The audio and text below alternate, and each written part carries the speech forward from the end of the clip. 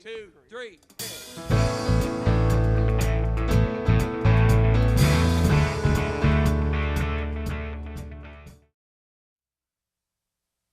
So where do you fall on that question that is there a God?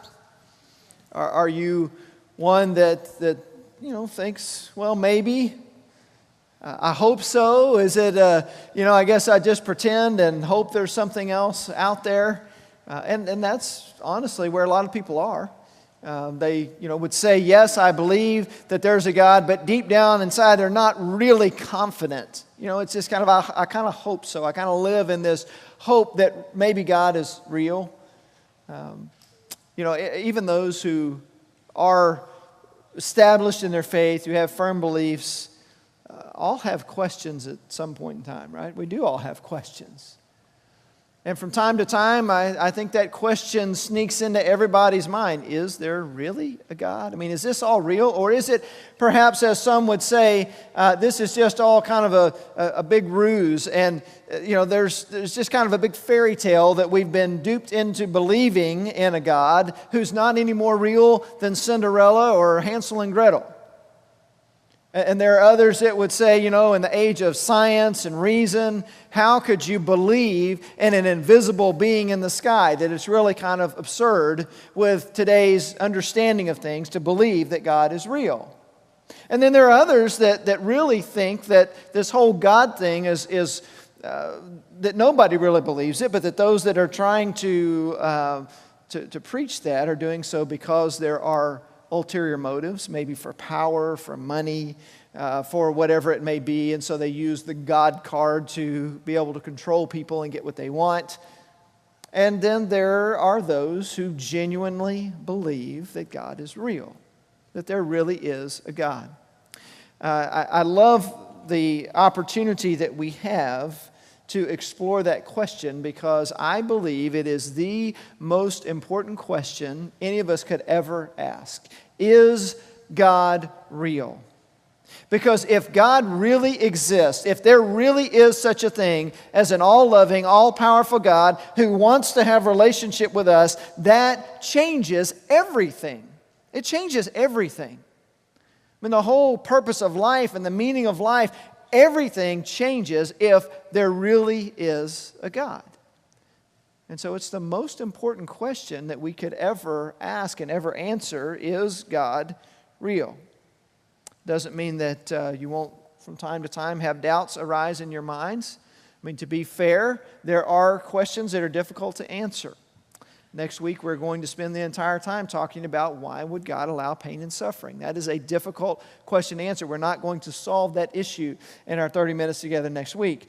But there are questions. There are times where people would say, I don't understand. This is what we know from science and research, and this is the biblical narrative, and I'm not sure I understand how the two match up. I mean, there are reasons that people have legitimate reasons to ask the question and maybe to question, is God real? And so I think we need to kind of take a deep breath. Sometimes I wonder if those of us who are believers get a little wound up about that question and want to jump down somebody's throat and want to preach a sermon at them. It's okay to give a little room and a little space to ask the question. And in an environment like this, we should be able to look at that and say, okay, let's just take a look at this together. Are there good reasons to believe that God is real? One of the things that I want to say on the front end is that you cannot prove the existence of God, just as you cannot disprove the existence of God. Our goal is not to prove that God is real. You can't do that. But what we can do is we can present evidence, we can present reasons, and we can say, this is why. And by the way, we're going to start, as we always do, with the Bible, believing that is God's revelation to us. We're going to start there. But there are credible reasons to believe that God is real. So we're going to talk about that a little bit today. We're going to kind of do it a little bit different format, and I'm going to invite some people to join me in the conversation today. But I want you for now to open your Bible with me to Psalm 19. If you brought a Bible, if you're using one of them that are underneath the chairs there, if you're using it on your electronic device or whatever it may be. Psalm 19:1, this is a Psalm of David. And while you're finding that, by the way, let me encourage you, if you haven't already, to find a place to get plugged into a discussion group. Because the opportunity, this is a really big question, is there a God? That we really can't have the opportunity to interact as much as I'd like and to be able to talk through and discuss. But you can do that further in one of the discussion groups. So I hope that you'll take the opportunity to get plugged into one of those. But in Psalm 19, starting in verse 1, it says, "The heavens declare the glory of God. The skies proclaim the work of His hands. Day after day they pour forth speech. Night after night they display knowledge. There is no speech or language where their voice is not heard. Their voice goes out into all the earth, their words to the ends of the world." And so here's the point that David is making, is that God reveals Himself through creation. That's one of the ways that God shows Himself to us, through His creation. He says, "The heavens declare the glories of God." When was the last time that you were really able to just take in all of creation and allow yourself to see and to hear God through that? Maybe it was a trip to the mountains. I don't know about you. That's one of the places where, for me, being in the mountains, it's more obvious of God's handiwork there. You know, you see the majesty of God. You just see God's creativity in that. Maybe it's a trip to the beach and seeing the beauty there, but also seeing the vastness of the ocean. And you look out over all this and you're thinking, man, what an enormous God must have created all of this. Or maybe it's just spending some time outdoors. Maybe that's on a camping trip. Maybe that's just spending time out in the backyard or whatever it may be. And you look and you see the trees and you see the birds and you hear them chirping and you see little squirrels running around. And you just kind of see how all of this creation really does declare the glory of God. But we need to take advantage of those opportunities. I think we get so busy and so rushed. Sometimes we don't slow down enough to just kind of take God in, and to see God. Because one of the things that it says here in verse 2, it says, "Day after day they pour forth speech. Night after night they display knowledge." The question is, are we listening? As the heavens declare the glory of God and pour forth speech, are we really listening to that? Because, one of the things that I've discovered is those that believe in God, their belief in God is reinforced by what they see in creation. But those who don't, often their belief can be reinforced in what they see as well. And so it's a matter of what am I listening to and what am I seeing there? Verse 3, it says, "There's no speech or language where their voice is not heard. Their voice goes out into all the earth, their words to the ends of the world." There's no place that you can get away from seeing God through His creation. I haven't traveled the world as extensively as a lot of you have. I've had a chance to go to a few different places. And one thing that they all have in common is you can look up at night and see the stars and see the heavens and see the glory of God displayed no matter where you are. I've stood in Israel and looked up and seen the glory of God displayed through the skies. I've seen it in Dubai. I've seen it in Kenya. I've seen it in Mexico. I've seen it in California and Colorado and in Wiley, Texas, and a bunch of other places. No matter where you are, you cannot get away from God's creation. And so that's one thing that it says there in verse 4 about it going to the ends of the world. No matter who you are or where you're from, you can see the evidence of God in the things that He has created. Now, to be fair, not everyone sees it that way, and I understand that and respect a person's right to say, no, I don't see God in that, I see this, and this that I believe in, I don't think there's a reason to need God. And that's fair. That's your decision if that's where you are and your right to make that decision. I would simply make the case that there is a very, very good reason to believe that there is a creator behind all the creation that we see. And that it is not intellectually, somehow on the bottom rung to believe in a God who created everything, which is what some would try to attempt to make us believe. Well, if you believe in that creation, if you believe in that God stuff, it's because you're not smart enough to figure out, like the rest of us, that there are this explanation and that explanation. And so although we could never completely prove either the existence or lack thereof of God, there are really good reasons, based on creation alone, to believe that God exists. Now, to talk about that a little further, I'm going to ask Craig Gorsuch to come and join me up here. Craig, step into my office, would you? We'll sit down here in my office and have a little conversation together. Y'all like that? You know, this little office thing going there. So, Craig, I know that a lot of you guys know Craig, and you see him up here. Normally a little different because, as you said, first service, you're not able to hide behind your bass guitar. I can't hide behind my guitar, so I feel a little exposed. But not only does he hide behind his guitar, he plays it very, very well. Been doing that for many years. Craig and his family have been at Gateway for about 14 years now, and so I've had the opportunity to get to know him a little bit. And one thing you may or may not know about Craig, he also has an interest in more of the intellectual side of things. I asked him in first service, is it offensive if I called him a nerd? And your response to that? It's politically correct to use the term now. It's not the hassle it was when we were young. So. Yeah, right. It's a good thing now. Another way of saying, Craig's a smart guy, likes to delve into that stuff, and I know you've done some research on this and looked into some things. So I want to throw this question to you a little bit. When it comes to evidence that there is a God, just maybe starting with cosmology and creation, some things we're talking about here, what evidence would we have that would point us toward a God? Well, the first thing that we need to mention, obviously, when we're talking about the entire universe, I mean, there are people that spend their entire professional lives studying everything they can about the universe, and these are smart people. They know what they're talking about, and they can stand right next to Blake in the middle of Israel or in Dubai or anything and look in the heavens, and they are just as awestruck as we are. They just have a different reason for it. All the laws of science, cosmology, the study of the Big Bang, all this stuff, it can only go back so far. Even Stephen Hawking says that every single hard math question that we have regarding the origin of the universe can only go to the origin of the universe, but they can't go back any further. And they're very quick to point out, but it wasn't God. We don't know what it was, but it wasn't God.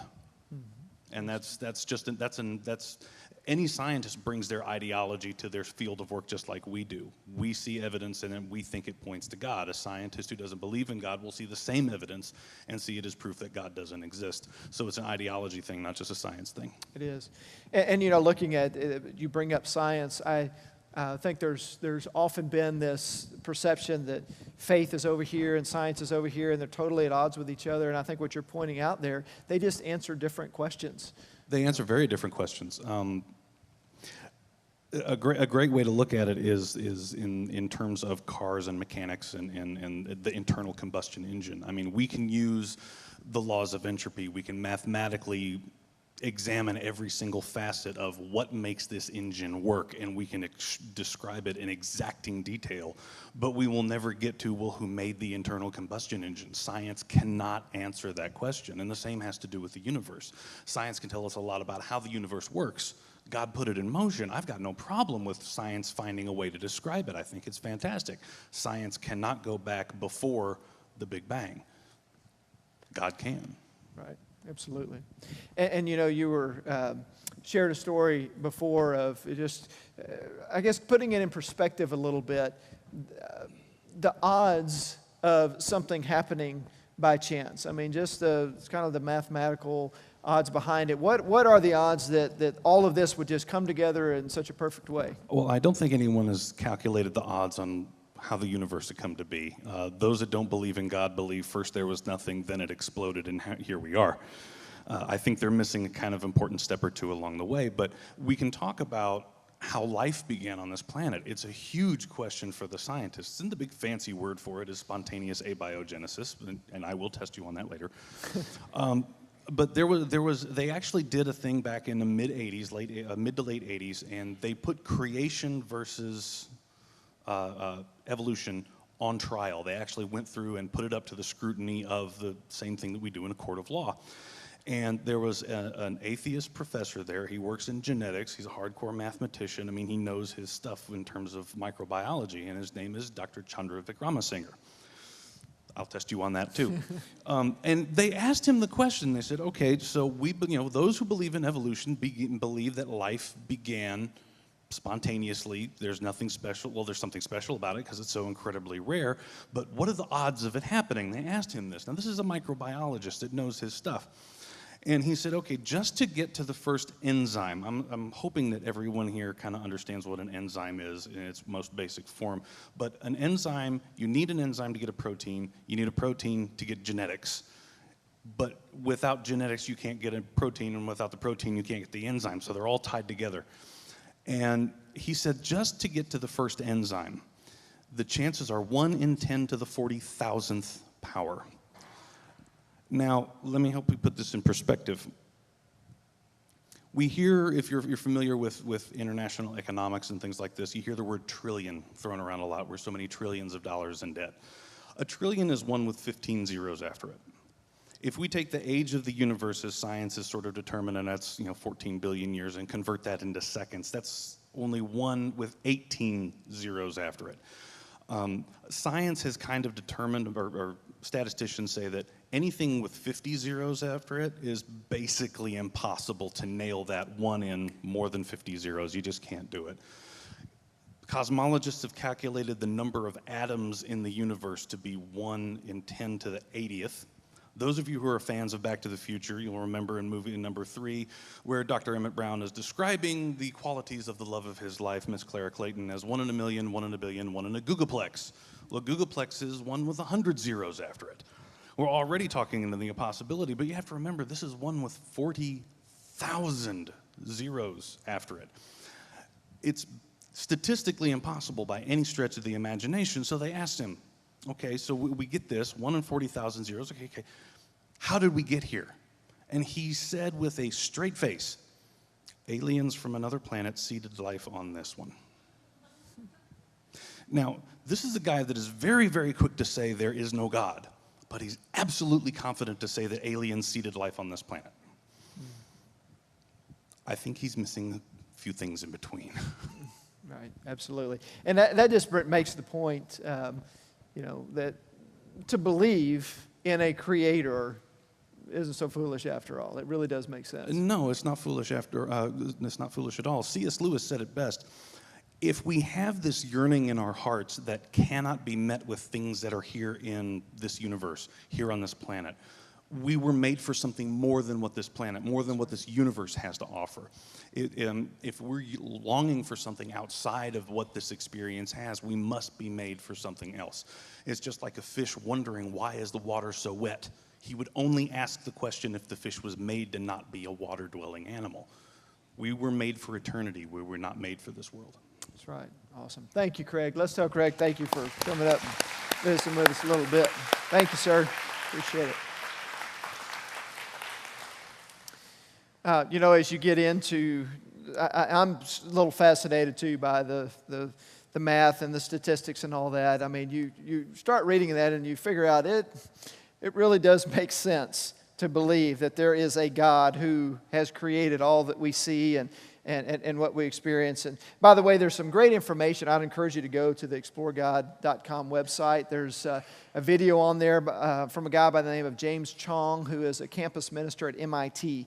And he has a really interesting little video talking about how he believes that the scientific study and all that is part of their environment there at MIT sets people up well to believe in an existence of God, not to contradict that. And so there's a lot that we could look at, a lot of more specific things that we could talk about that just make sense to say there is evidence that all this that we see, that God created it. To say that the heavens declare the glory of God is not a foolish statement. I mean, it makes sense. Even mathematically, it makes sense to say there has to be some creator who created all of this. It didn't just happen and come into existence. The theological term for that is what we call general revelation.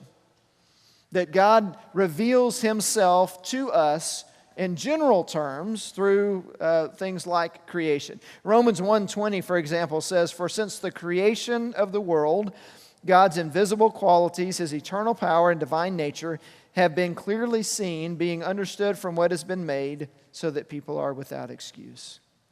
We can see, if nothing else, we can see the evidence of the existence of God simply in creation and what God has made. That's general revelation. But then the question becomes, okay, how do we know more about who God is and how we might be able to relate to him? Now that we really don't know. just through general revelation. That is where we need what is called specific revelation. We need something that shows us more specifically who God is.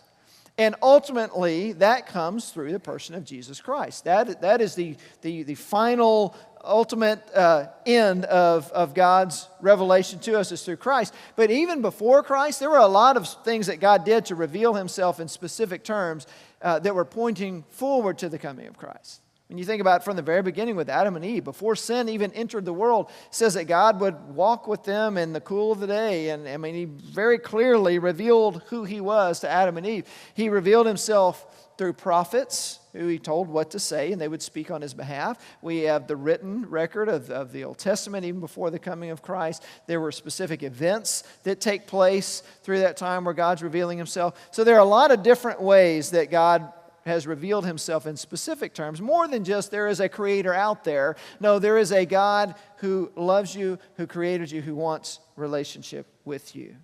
And ultimately, we see that through Christ.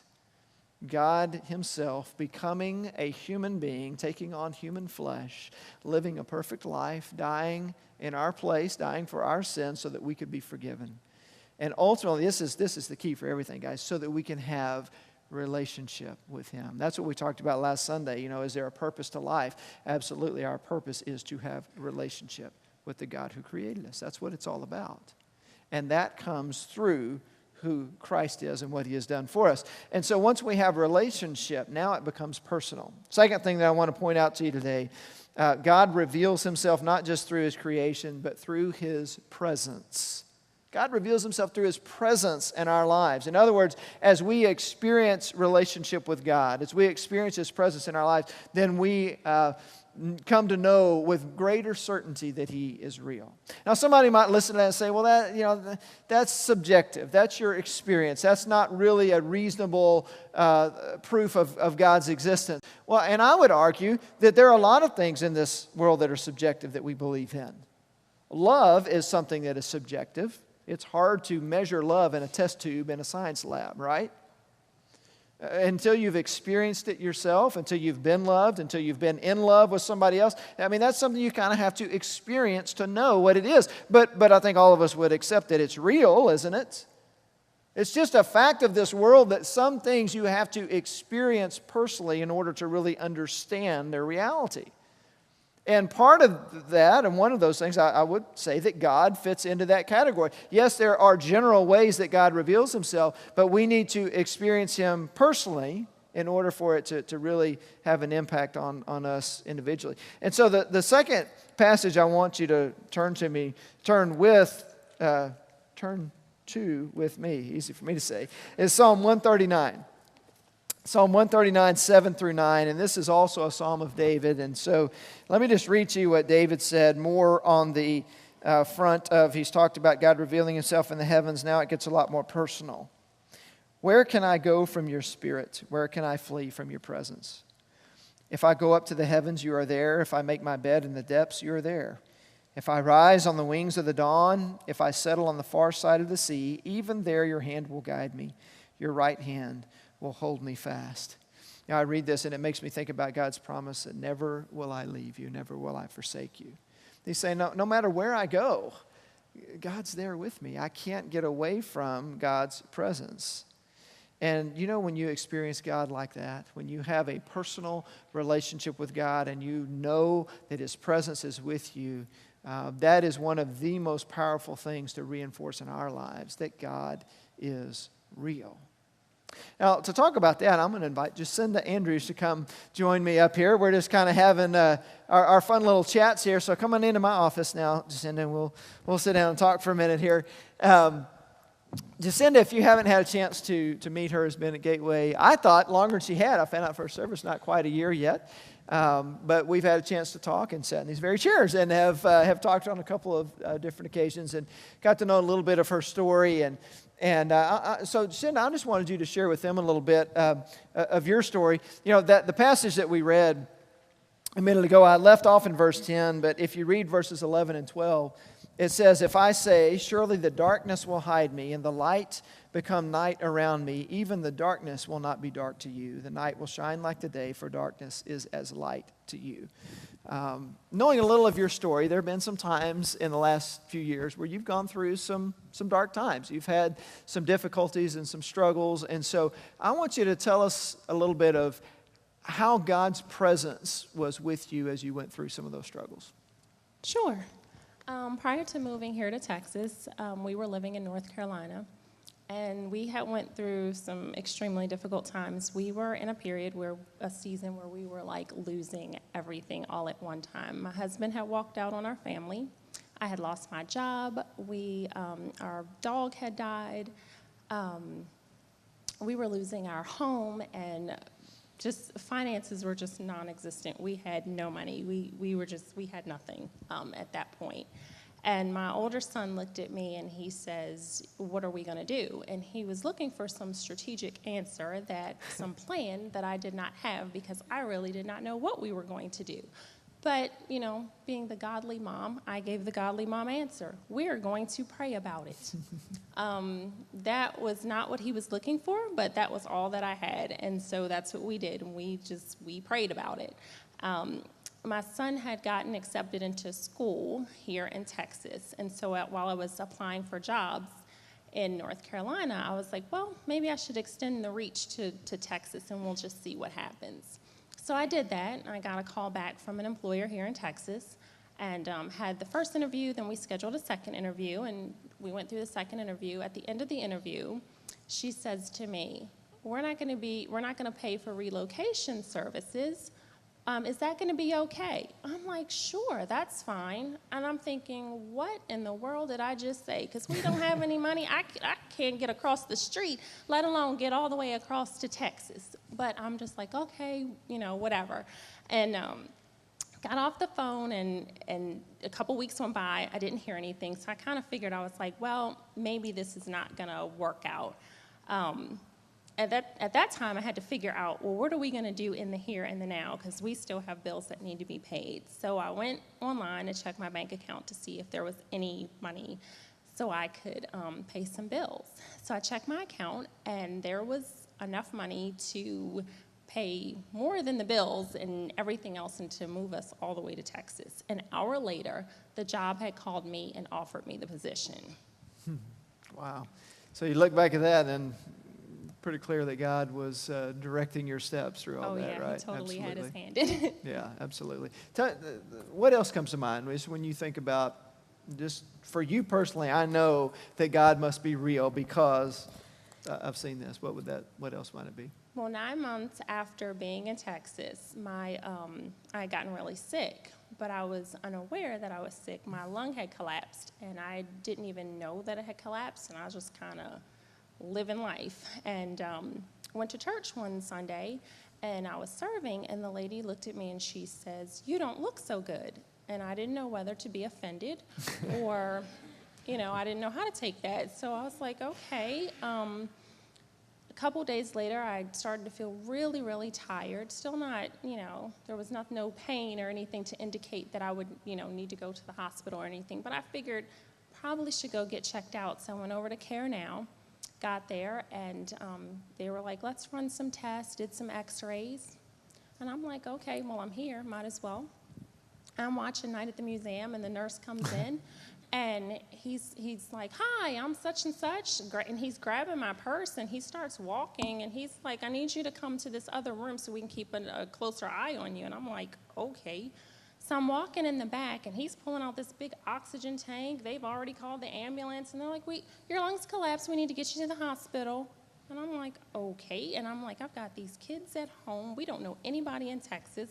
But I remember I was going to a Bible study, and I called the lady from Bible study, and it was April the 1st, and she thought it was a joke. And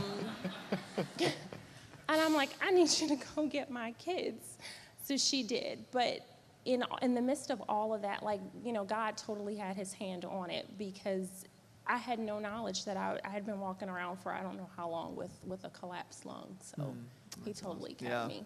And listening to you tell those stories, it just makes me think, probably right in the middle of it, you didn't always know what God was doing, as you're talking about. We don't a lot of times. But looking back, you're able to see, absolutely, God was there and carried me through the whole thing. But more importantly, even on a daily basis, Pastor Blake, he continues to show himself very present in my life as a single mom, homeschooling mom at that, work 2 jobs, and I'm working on my master's degree and putting 1 through college. He completely has us covered. That's enough right there. There has to be a God in order to do all that, right? Yes. Man, all right. Let's tell Jacinda thank you. She did a great job. Thank you, Jacinda. You did awesome.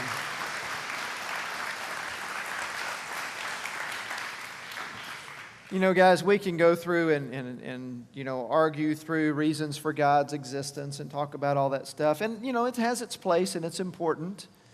But ultimately, the goal is not just to become convinced that there must be a God out there. The goal is to have a relationship with God that impacts your life, And I wonder this. I wonder if you were to come up and sit down in this chair and I were to ask you that same question. How do you know God is real because of what He's done in your life? Would you be able to answer that? And I know a lot of you would. Be like, yeah, I can tell you. He's done this, and I've seen Him here and there. But I wonder for some if it's like, I don't even really know who God is, and I'm just kind of starting out to figure that out if I even believe He exists. And maybe the answer to that is no for some of you. I really don't have a relationship with God. But would you like to? Would you like to know that God who desires to know you, who wants to have a relationship with you, who is this all-powerful, all-loving God, who loves us so much that He sent His only Son to die in our place? He sent Jesus to live as one of us and ultimately to die to pay for my sin, to take that from me. That's what I deserve, not what He deserved, and yet He did that for each one of us. Do you want to know a God like that? Do you want to have a relationship with a God like that? And if the answer is yes, but you just don't know where to start, it all starts with us opening our hearts to Him and crossing over the line of faith and saying, I'm going to trust in You. I want to give my heart to You and my life to You. I believe that You're real. I believe that Jesus really is God who came and lived as a human being, died in my place, rose from the dead to prove who He really is. And I'm going to trust Him. And so let me ask you to bow with me for a moment of prayer. And as we pray together, I just want to simply ask you this question. Are you ready to open your heart to Christ for the first time today? Are you ready to know God personally? Not just to know He exists, but to know Him personally. And if the answer is yes, and you realize that you are ready to turn away from your sin and turn away from doing things your way and to surrender your life to Christ, then I want you to pray something like this in your heart, just in your own heart, in your own way. Tell Him, God, I thank You for loving me. And I do believe and I know that You are real. And I believe that Jesus came to take my place, that He died for my sin so that I could be forgiven and made pure and clean. Thank You, Jesus, for doing that for me.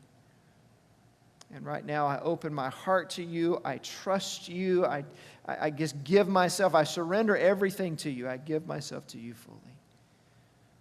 And I pray that You just come into my heart and take over my life.